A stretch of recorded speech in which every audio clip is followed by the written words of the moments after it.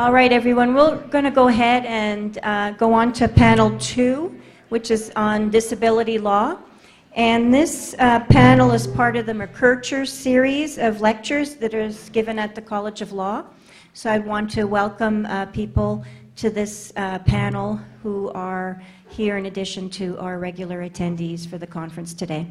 So for our francophones in the house, je vous souhaite la bienvenue à notre conférence aujourd'hui et aussi à cette série McKercher qu'on va discuter aujourd'hui. So my colleague on the panel today is Sonia Kerr. She's a specialist in special education law in the United States, and we worked together in Alaska, and that was quite an interesting experience for the both of us. She was chair of the COPA conference. That's a conference that brings together every year specialists in the area of special education law. And she just moved to Texas. And I won't bug you, Sonia, with the y'all, how y'all are doing today. But we're going to go ahead and I'll pass the mic over to Sonia, and then for the last part of the panel today, I'll be discussing employment law issues with regards to disability law. Thank you. Thank you, Anne-Marie. It's great to be here, and I understand I'm here during warm weather, so I'm grateful for that. So I appreciate the opportunity to talk about special education in the U.S. One of the pleasures I've had is to represent children and work in a variety of states throughout our United States, and so I probably have a bit of a different perspective than some of our other experts back home, just in terms of our national perspective. First of all, I do apologize that the United States has not yet ratified the convention.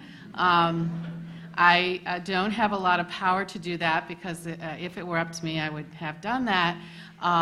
But perhaps some more embarrassment will help after our election, which we're watching closely.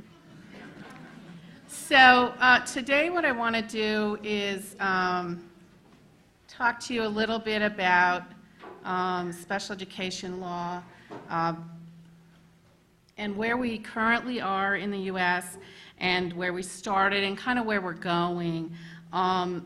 We had, as many of you might know, congressional action back in 1975, which started our special education law called the Individuals with Disabilities Education Act. So if I say the word IDEA, that's what that law is.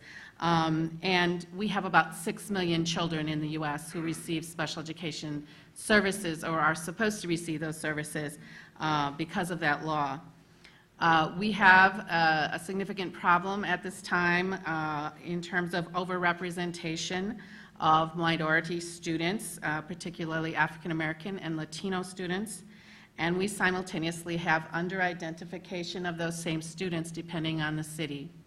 I recently worked in Philadelphia, which has a large Latino population and is 55% African American, and we regularly saw children who hadn't yet been identified and should have been, and we also saw children who were identified who should not have been in special education. This is a problem that the United States Department of Education has recently, I mean literally this was within the last couple days, admitted that the overrepresentation of children from racial, cultural, ethnic, and linguistic minority backgrounds in special education programs has been a national concern for 4 decades. So they just now formally admitted it. We have many children with autism in our states. The current rate of identification has gone within the last 10 years from about 1 in 5,000 or 10,000 as a population that isn't very common to 1 in 50 children being identified with autism. We are also seeing huge numbers of children identified with dyslexia and learning disabilities, and depending on the expert, that's either 1 in 5 or 1 in 20, just to give you some framework for this. So we have huge explosions in terms of identification and who should be identified, and we have a lot of debate going on about this. And there's been a lot of call for various reforms from both sides, schools, parents, government. So we're kind of looking at a collision at some point. We're not really sure where the collision is going to go. So I thought I'd give you a little background just in terms of where we started, because it will help you understand why this collision is going to be really important to watch. Because maybe then Canada won't have the same issue. I'm not sure. It sounds like you have a lot of challenges. So we started out in the late 60s and 70s. We had a very famous case called Brown versus Board of Education, which meant that children were entitled to an education, particularly African American children. And lawyers successfully brought challenges saying, well, hey, what about kids with disabilities? So my former firm that I was with in Pennsylvania brought a case called Park versus Commonwealth, state of Pennsylvania, which at the time explicitly precluded children with disabilities from school. You were not allowed to go, okay? That's where we started. You just couldn't go if you had a disability. So that was successful. At the same time, not to be outdone, which is what states do. Everybody has to copy each other. In DC, a lot of parents got together and said, what about our kids? And these were African American kids. And if you read who these kids were, it sounds very much like what's still happening today in the States. The students were alleging that although they could profit from an education, they had been labeled as behavioral problems, mentally retarded, and denied admission to the public schools or excluded therefrom after admission. So that's where we started. And the first plaintiff down the road on this whole path was a little boy named Peter Mills, which you're going to hear me talk about Peter today because he was one of the first kids that anybody talked about in terms of special education in the United States. So Peter was 12 years old. He was black. He was a dependent of the District of Columbia. He was excluded from school when he was in 4th grade because he was, quote, a behavior problem. He was recommended for exclusion from school altogether.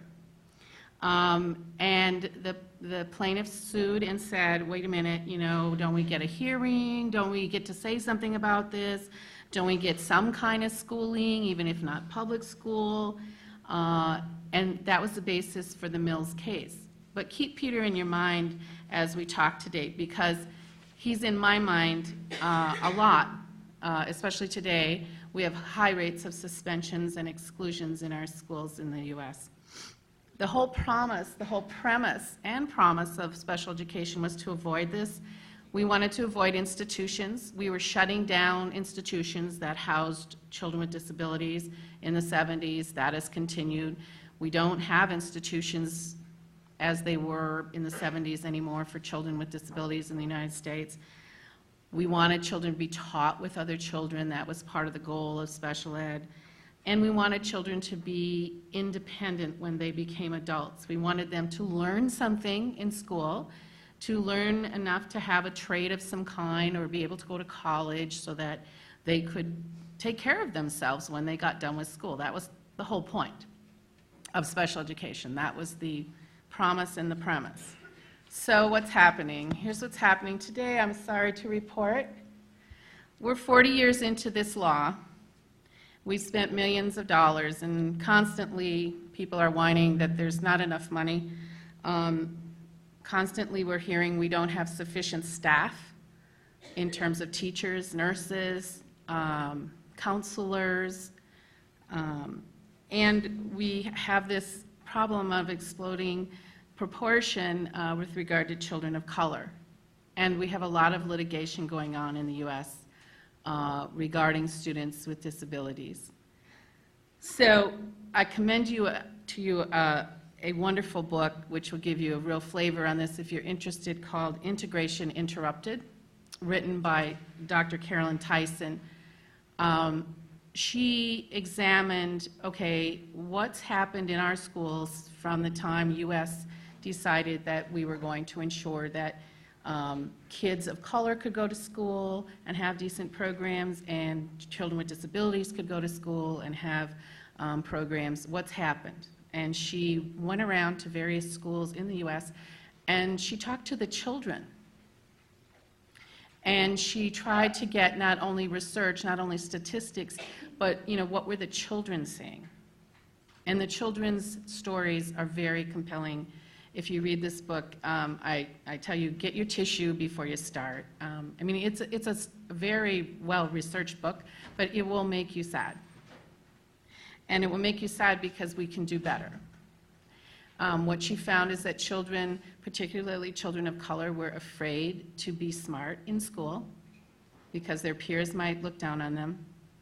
She found that children who had disabilities were not feeling accepted in their schools, even though our programs and our laws require them to be part of the whole group, to be included, to be integrated.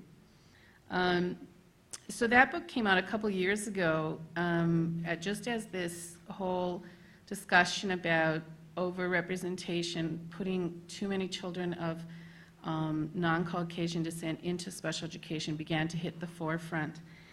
And then just recently we've had, in the last 2 years, the United States Department of Education, I guess, waking up to the fact that there's been 4 decades of this problem of having significant overrepresentation of children of color in special education. And our new Department of Education process on this is they've decided to have a new rule about whether, how schools are supposed to handle this. This is a typical American response. We tend to like rules and bureaucracy. We believe that solves things. I don't know if it solves things, but that's the plan at this point. So this is so new that it literally came across my desk like 2 days ago. So how this will happen is the U.S. Department of Ed will issue what's called a letter to the field asking for comments from people all over the country about, well, what should we do about special education, and the fact that if you are an African American boy, you are 3 to 4 times more likely to be placed in special education than your white counterpart with the same IQ, with the same skills, with the same needs. What should we do about this? So this is a collision. I don't really know where it's going to go. There's a lot of facets to consider. For example, we have populations where people just really don't know what to do. In Philadelphia, we have schools that are predominantly African American. In Minnesota, we have some schools that are predominantly folks who are from Southeast Asia or Hmong, 60 to 70% of the children.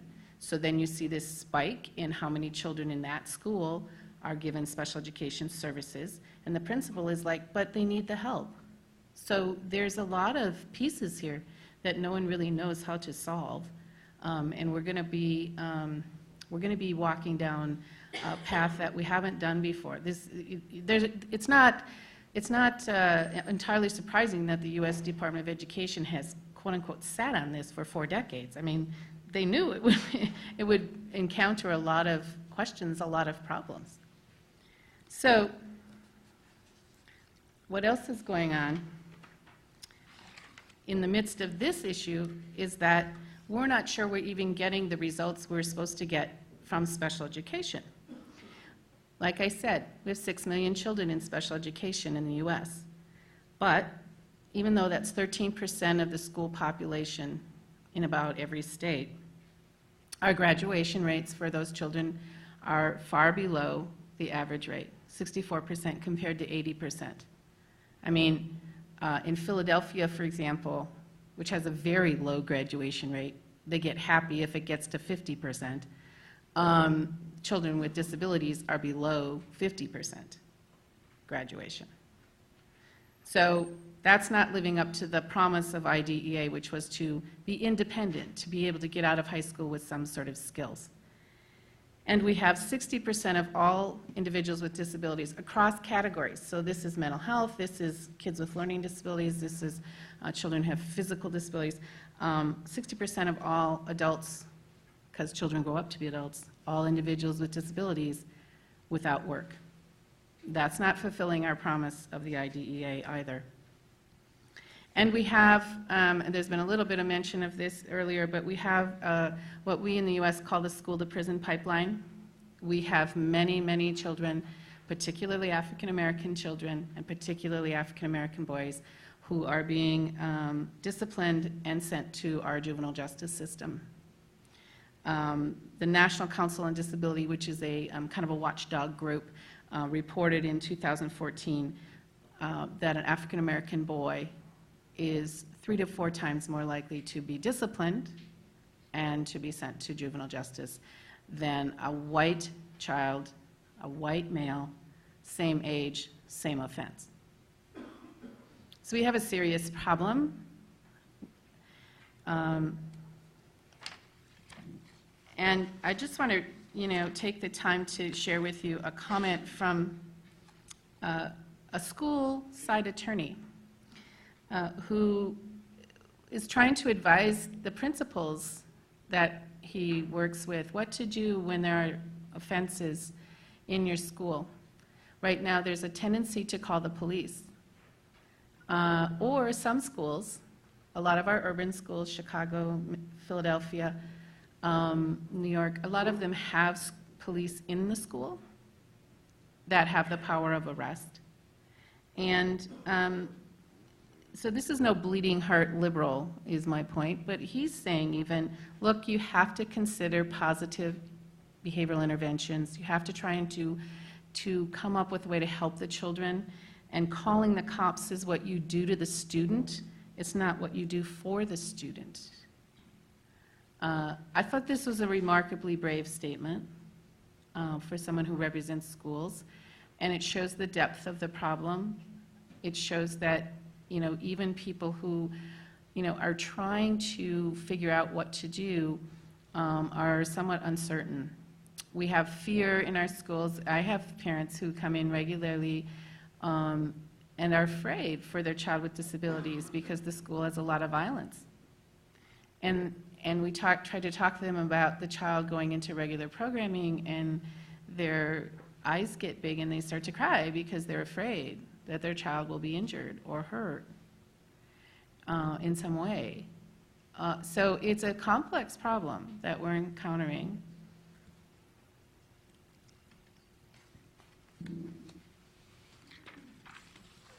So the question I would have is Peter, my little guy from 1970, would Peter be better off today? I'm not sure. We're not really certain what to do. The Civil Rights Project from UCLA has written an article called Opportunities Suspended. If you want to learn about this issue in a nice, comprehensive article, this is a great article. And they're making the point that, suspending children has never been proved to be effective. I mean, no one in education actually accepts the theory that suspending a student for misbehavior helps that student. It helps the staff. It might help, the student that is involved in an altercation, for example, but no one really thinks it helps the student, so I don't know why we keep doing it. But Daniel Lozen makes the point that what happens here is it's not just the day the child's suspended that affects the child. We know that children who are suspended, regardless of race, regardless of ability, regardless of economic background, are less likely to stay in school. They start dropping out. And a few years ago, the city of Philadelphia was looking at some of this, and the police chief made a terrific statement. He said, well, it really doesn't help us when you suspend the children because they're out on the streets. So like we would prefer you to keep them in school somehow. So it's an unsuccessful technique that we keep doing, and we're not sure what the solution is. So there's been a lot of talk lately about reform of special education in the U.S. There's an article that is by a woman named Miriam Friedman who essentially recommends, well, let's just serve fewer children in special ed. Let's just serve like the traditionally, what we think of traditional disabilities, like children who have vision impairments, or children who are deaf, or children who have physical disabilities, and let's just get out of the whole business altogether as far as children who have mental health issues or children who have learning disabilities. Let's just not deal with those children. Well, and that's kind of unrealistic because we know where those children end up if they don't get help. They end up in the juvenile justice system. So advocates for children have said, you know, you can't really abandon these children. That kind of controversy is growing. There's calls by the Superintendents Association in the U.S., which is a very powerful organization, to reform special ed somehow, but everybody has sort of their own view on what to do. Meanwhile, as usual, what's happening is parents. You know, parents have been at the forefront of every aspect of special education since it started. It was parents who pushed their way into lawyers' offices and said, you know, find it, get us some help, make, you know, there ought to be a law, and then we had a special education law, and it's been parents all the way. So parents, again, are, you know, on the move, and what we're seeing is a very interesting set of dynamics. We are seeing an increase in homeschooling. Do you have a homeschooling option up here? Okay, so we're seeing a real increase in the numbers of children with disabilities whose parents attempt to homeschool, which is difficult and very challenging for the parents. We're also seeing larger numbers of children with disabilities attempt to go to charter schools. And I say attempt because they're not always allowed in. And we are also seeing two particular groups that I'll mention, both parents of children with autism and parents of children with dyslexia, who are starting statewide initiatives to try and improve the services that they want.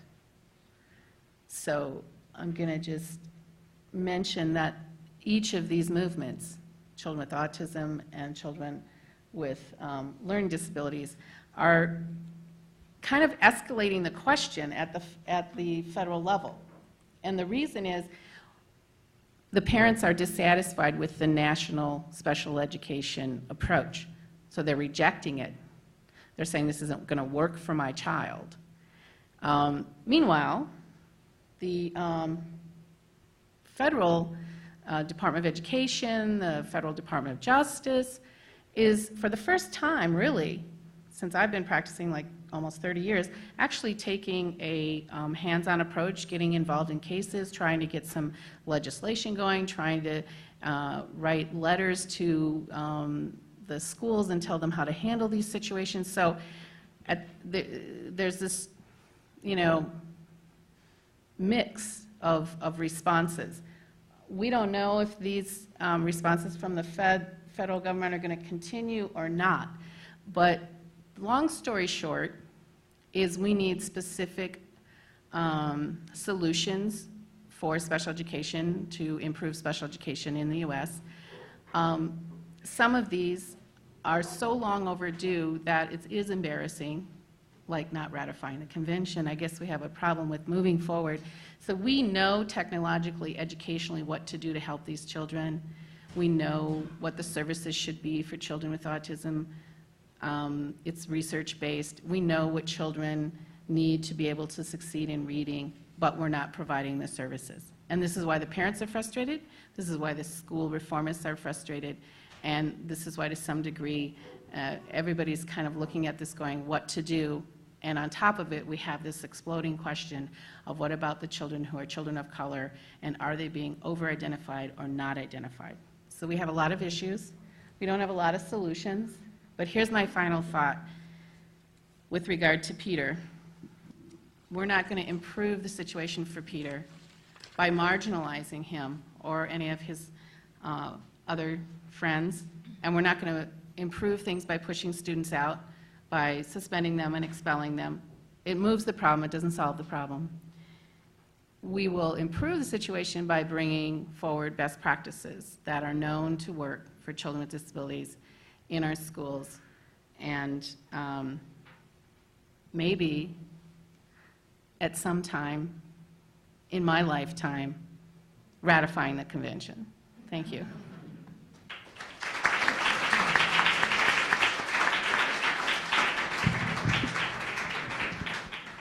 Thank you, Sonia. We'll move on to the next subtopic of disability law, and then I'll hope to keep a few minutes at the end for further questions. So I'm going to look at the area of employment law as it relates to disability law. And just to give you a bit of a background on myself before becoming chair here for the Law Foundation of Saskatchewan, I began my career as administrative law judge with Veterans Affairs in Charlottetown, hearing and rendering decisions with Veterans Review and Appeals Board. And we had to travel quite a bit across the country and hear cases in both English and French. So it was hearing cases that involved disabilities as they relate to active force and regular force. And then I decided to go up to Alaska to a rural community called Bethel and become supervising attorney for that office with Alaska Legal Services.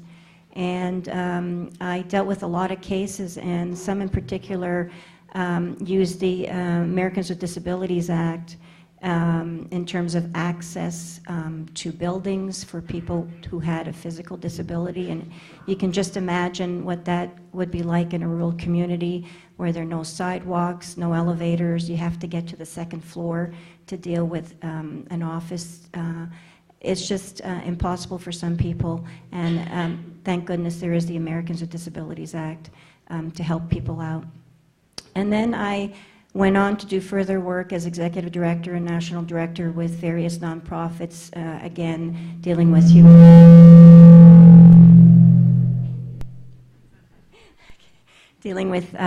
human rights issues. And then I went to Europe and taught human rights in addition to business law and environmental law. And then came full circle pretty much, going back to Alaska, raising a family up there, but dealing with disability law issues and opening my own practice. So just to give you a little bit of a background to show you that within the subcategory of disability law, within the overall human rights perspective, there are further subcategories within the disability law branch, which includes special education. And now I'm going to turn to Social Security law and show you that in addition to the Americans with Disabilities Act, there's also the Social Security Act that really helps people in tremendous ways that really do need help. The American population right now is roughly 323 million people, and of the 197 million between the ages of 16 and 64, there are roughly 10% of the population that report themselves as having a disability. And this number is quite conservative because we sometimes estimate it at being 20% of the population. Some people don't realize they do have a problem, and some people are just very proud and continue to work despite their disability. Some of the problems that they report are ambulatory, vision, hearing, cognitive difficulty. In addition to that, there's self-care and independent living difficulty issues.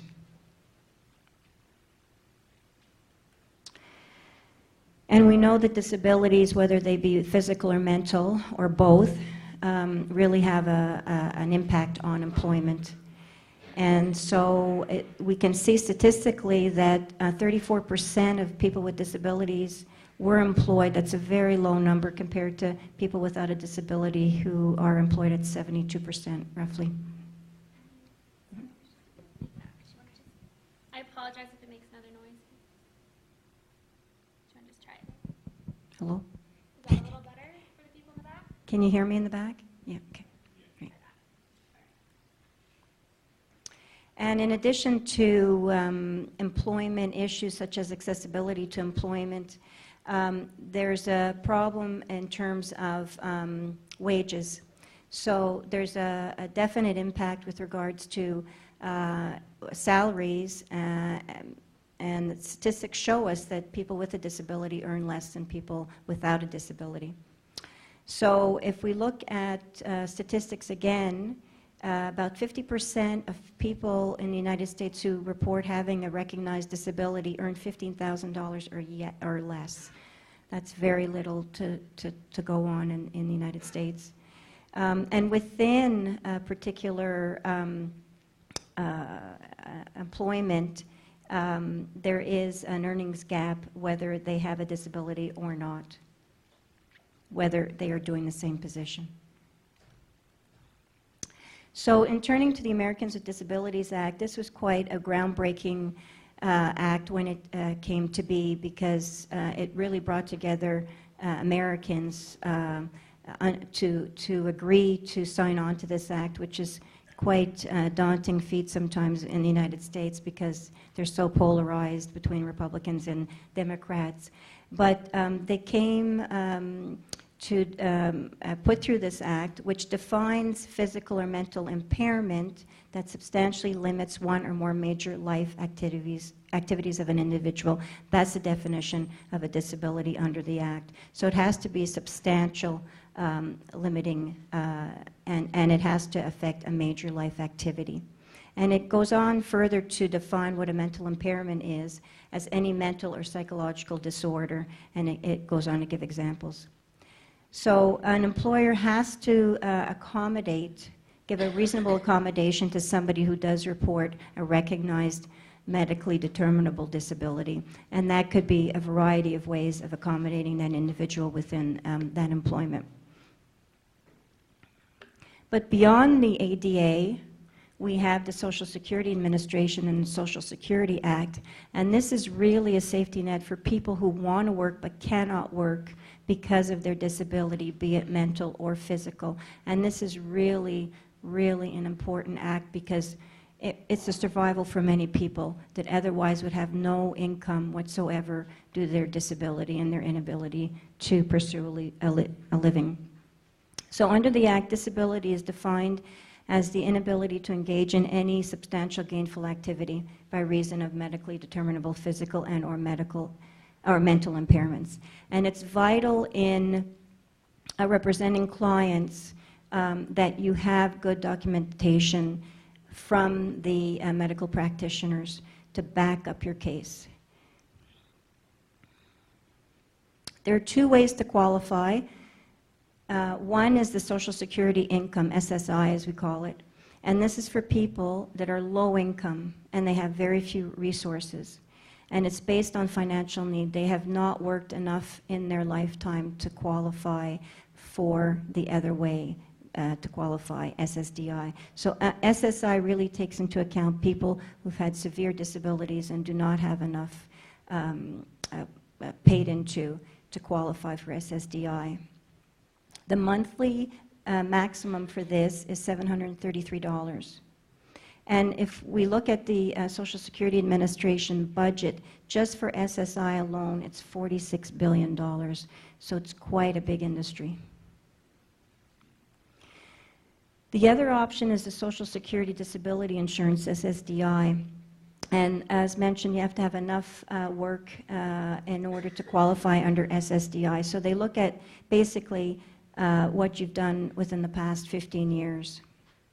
And the average payout for this is $1,166. Now, to talk you through quickly the steps in order to qualify for SSDI, when somebody comes to your office and wants representation, first of all, you have to do an intake and look at all of the person's education, their age, what kind of work they've done in the past. You look at their criminal background as well. I've had clients when I've asked at intake, do you have a criminal record? Sometimes I've gotten, so right off the bat, you know there's a criminal record right there. But you need to know this information because it's going to come out at the hearing, and it lends to credibility when the person's giving testimony. You look also at what kind of medications they're taking if they do have a mental disability. And oftentimes, people are seeing different doctors The doctors are not speaking to each other, and they're over-medicated.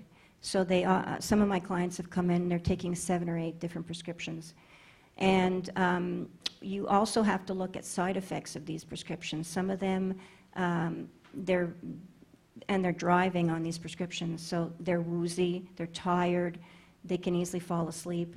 So there are side effects to these medications in addition to what they're dealing with on a day-to-day basis based on their disability. So there are quite a number of challenges for clients. In looking at the 5-step approach, the Social Security Administration will first of all go to step 1, which is, are you working today? So substantial gainful activity, remuneration. So the SSA decides that if you're making more than $1,130 a month, you are not disabled, even though you may very well be disabled. That's not a lot of money to live on in the United States, but there's a cutoff point. Step 2 looks at how severe a condition do you have. So it has to interfere with basic work-related activities.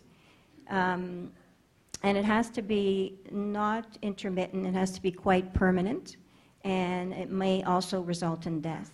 So it has to be at least continuous for at least 1-year period in order to make an application and have it be valid. Step 3 is your condition found in the SSA list of impairments, disabling conditions? And this is a list of major body systems so severe that it meets the listing as disabled. So you either try to meet a listing, or if it doesn't meet that listing, you have to try to qualify it under whether it equals the severity of a listing. So the listing of impairments is quite extensive. They have it categorized into 14. One of those is mental disorders, listing 12, which we'll see in a minute. But it's quite extensive. Under each category there's subcategories, and it's very specific what they need in order to meet that listing. Again, you're heavily reliant on medical documentation. Sometimes the exhibits number in the hundreds, and you have to obviously go through it very thoroughly, because during the hearing, the administrative law judge could just ask you anything within those documentations, and you have to really know your exhibits back to front and refer really quickly to that exhibit in order to answer the administrative law judge's questions. As an example, if somebody comes into you and they say they have a back injury, you'll go to listing number 1, musculoskeletal system, and under 1.04 is disorders of the spine. So this will just give you an idea of how the listing is very specific. It goes through ABC, if you can qualify under any of those, and then it's very limiting in terms of every 2 hours you have to change your position. Distribution of pain, limitation of motor of the spine, motor loss. Again, you're very heavily reliant on your medical documentation to back up that testimony during hearing. Just another example, TBI is a big thing today. You hear it often in terms of sports-related injuries, football. So traumatic brain injury, you have a lot of people coming in that had a freak accident, they fell on their head, and they have a hard time now concentrating, memory loss, working.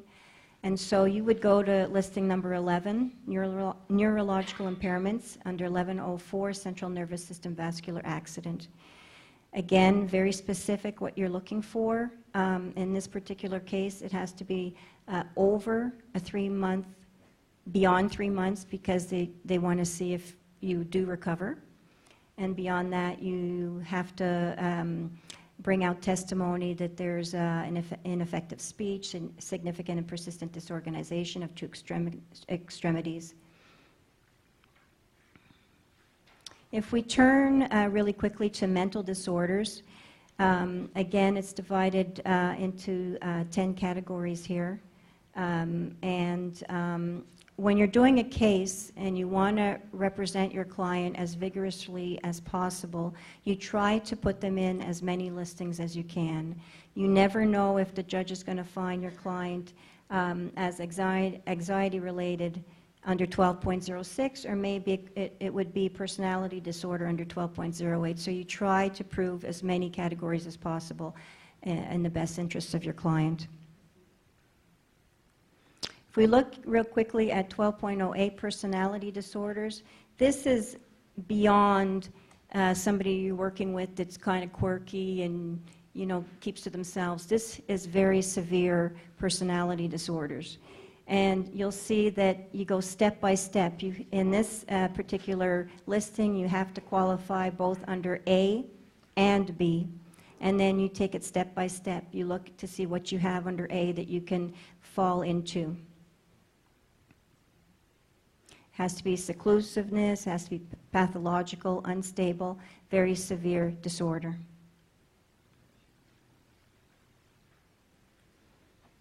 In terms of another mental disorder, post-traumatic stress disorder, you see this quite often today, PTSD, because you have people coming back from the war with issues of PTSD. And again, it's very specific. You have to qualify under categories A and B, or categories A and C. And again, you have to go step by step to try to prove that your client falls within these categories.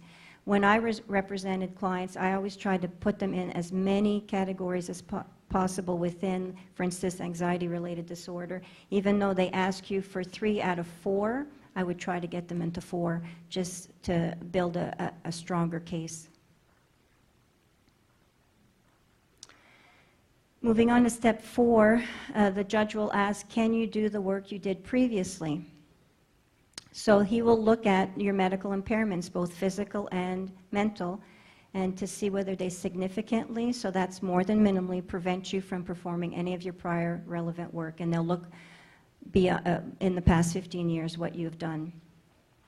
And then again, this goes to credibility of your client, because they will elicit testimony during the hearing, and they will look heavily at your medical evidence to see if it backs up what your client is saying.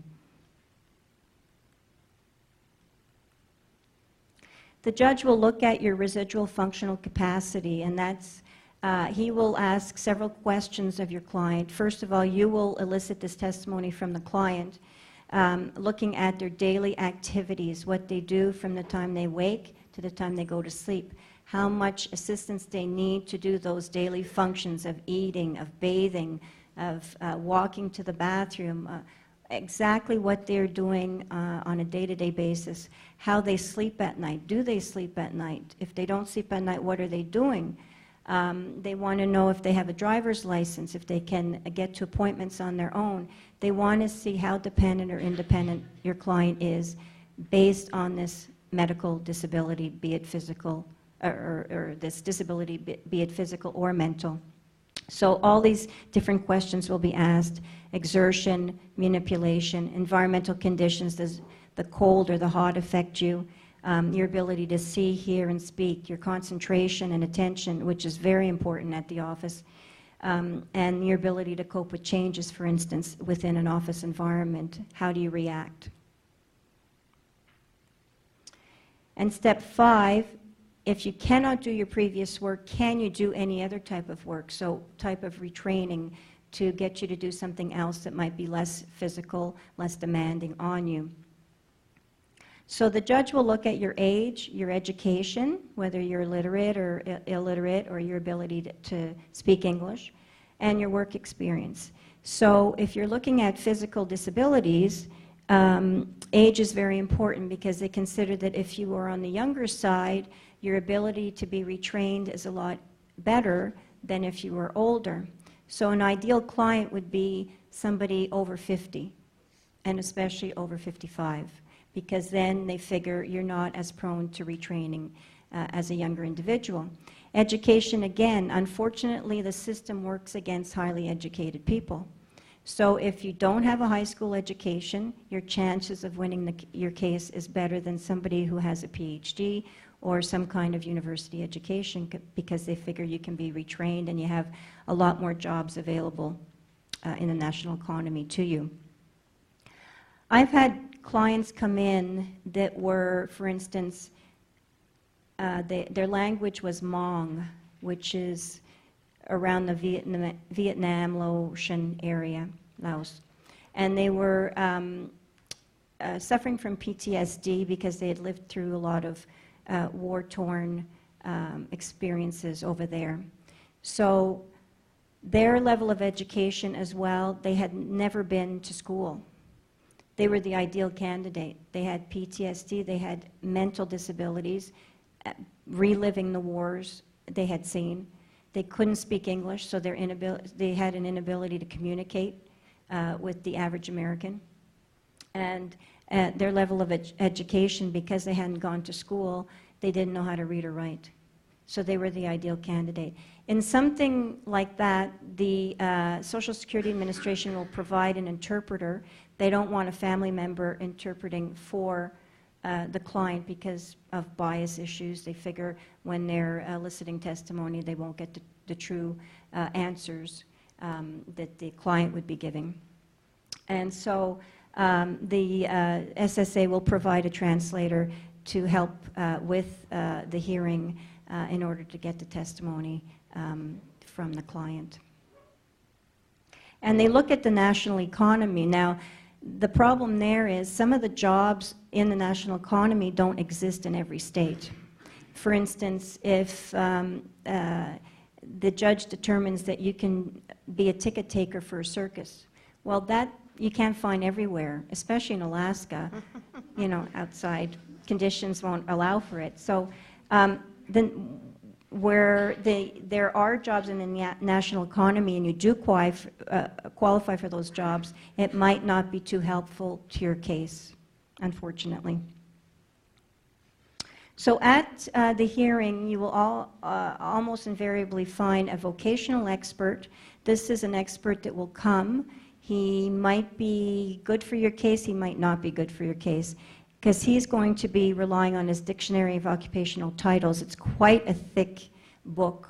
There are thousands and thousands of jobs listed in that book. And he will be hearing the testimony from the applicant and the case that you have put forward. He will hear the questions that the administrative law judge will be asking your client, and then the administrative law judge will be turning to this expert to ask him, given this scenario, can this applicant do any other type of job within the economy? So you're really going up against this really thick book with thousands of jobs, and you hope that answer is no, that person cannot do any other job, and find him disabled. There's also going to be a medical examiner, possibly, there, and that's a medically trained person who will look at the medical evidence to see if they are plausible, if they're not biased, and he will determine whether you equal or meet a listing, one of the listings that we've already taken a look at. So the application process is you make an application to the Social Security Administration. If it's denied, you have 60 days for notice, and you request a hearing before an administrative law judge. If he denies you, then you have 60 days to appeal to the Appeals Council. And if the Appeals Council upholds a decision and rejects the review, you have 60 days to appeal to the Federal District Court. The maximum dollar amount for fee agreements for representing clients is $6,000. That was raised a few years ago, just a few years ago, to $6,000. That's the maximum amount you can be paid as a representative, which is quite different from, let's say, if a client comes into your office and you bill them for every contact that that person has with your office. You cannot do this in this case. And because so many of your clients suffer from a mental illness, they might think that you are their best friend and you're the only person that they have in the world to speak to. So often you get quite a few calls at any time of day or night from them and you cannot bill them. You only get that maximum $6,000 if you win a case. So if you put years of effort into a case and you don't win it, you don't get paid at all. The average wait time in 2015 was 470 days, which is a lot. It sounds a lot. I've had cases where it took 3 years to get a win. So there is a big delay within the system. It should be a lot better than that because people are really dependent on having that pension from the SSA in order to survive and pay their bills, and because they can't work, whether it be their physical or mental disability preventing them, they cannot work. So we can see that disability rights is human rights, and thankfully we have the Social Security Administration Act to act as a safeguard, a safety net for people who really do want to work but are prevented from working. And that's a little explanation today of what it's like to practice Social Security law, a different aspect of disability law.